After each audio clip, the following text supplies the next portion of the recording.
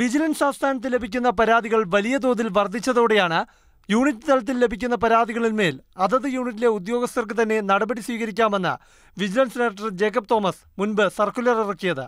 ഈ മാനദണ്ഡം അസാധുവാക്കിയാണ് സർക്കാരിന്റെ പുതിയ സർക്കുലർ. വിജിലൻസിന്റെ 14 ജില്ലാ യൂണിറ്റുകൾ, 4 റേഞ്ച് ഓഫീസുകൾ, 2 പ്രത്യേക യൂണിറ്റുകൾ, 3 സ്പെഷ്യൽ സെല്ലുകൾ എന്നിവയിൽ ലഭിക്കുന്ന പരാതികൾ ഡയറക്ടർക്ക് അയച്ചു കൊടുക്കണമെന്ന് സർക്കുലറിൽ നിർദ്ദേശിക്കുന്നു. ഇവ പരാതി കൈകാര്യം ചെയ്യുന്ന വിഭാഗം പരിശോധിക്കും.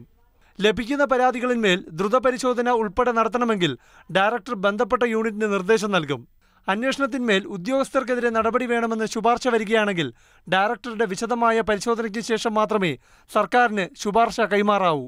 ദ്രുത പരിശോധനയ്ക്ക് ശേഷം കേസെടുക്കണമെന്ന് അന്വേഷണ ഉദ്യോഗസ്ഥൻ ശുപാർശ ചെയ്താൽ നിയമോപദേശം തേടിയ ശേഷം മാത്രമേ വിജിലൻസ് ഡയറക്ടർ അന്തിമ തീരുമാനം സ്വീകരിക്കാവൂ.